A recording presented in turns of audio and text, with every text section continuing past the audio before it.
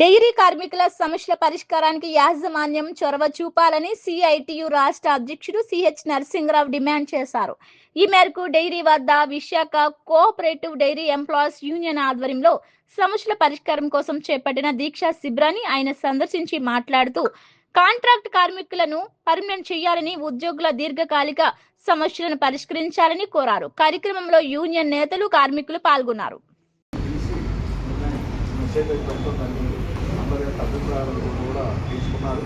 ఆ విషయాలు కూడా రమణ మా లీడర్స్ కూడా మాట్లాడతారు. మూర్తి గారు బాబు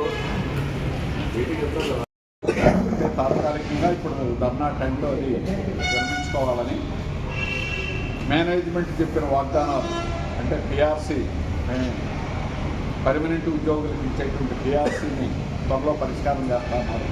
2 వారాల్లో ప్రమోషన్స్ ఇస్తా ఉన్నారు. మిగిలినటువంటి వాళ్ళ రెగ్యులరైజేషన్ విషయాలు, కాంట్రాక్ట్ వర్కర్స్ పర్మనెంట్ కానీ అట్లాగే అగ్రిమెంట్ వర్కర్స్ పర్మనెంట్ కానీ ఈ విషయాలను పెండింగ్లో ఉన్నాయి. అవి మేనేజ్మెంట్తో జరిగేటువంటి చర్చల్లో వీళ్ళని తొందరగా వాళ్ళు పరిష్కారం చేయాలి. వాళ్ళు చేయకపోతే మళ్ళీ మనం పోరాటం తప్పదు.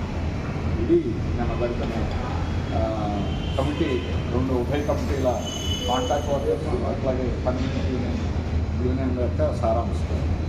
దీనిలో ఇప్పటి వరకు జరిగినటువంటిది ఏమిటని చెప్పానంటే, ముఖ్యంగా పర్మనెంట్ చేయడానికి ఈరోజు ఉన్నటువంటి అగ్రిమెంట్ వర్కర్స్లో సుమారుగా 900 మంది ఉన్నారు.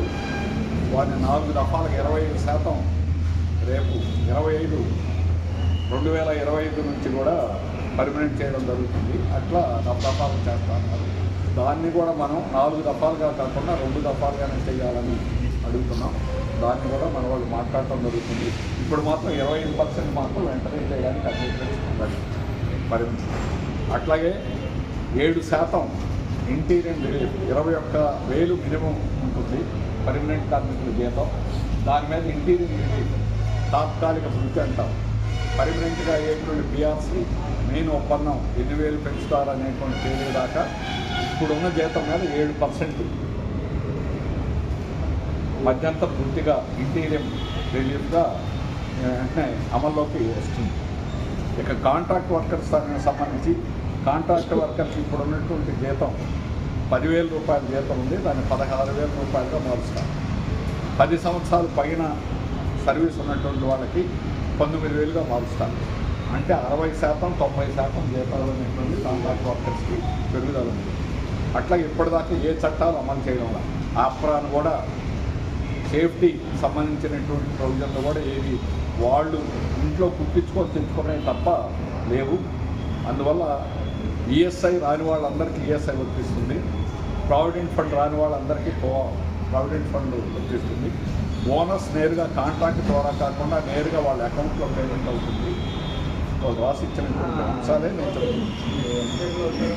మిగిలినటువంటి చట్టపరంగా ఉన్నటువంటి ఏ చట్టంలో ఒక్క చట్టం కూడా ఇప్పుడు అమలు అవ్వడం, కానీ అన్ని చట్టాలను చట్టపరంగా ఉన్నటువంటి నష్టపరిహారం కానీ ఏదైనా ప్రమాదం జరిగితే ఏం చేయాలనేది ఇవన్నిటిని కూడా అమలు చేయడానికి అంగీకరించడం అనేటువంటి జరిగింది. చట్టాల్లో ఉన్నటువంటి అన్ని అంశాలని కూడా మేము చేస్తామని.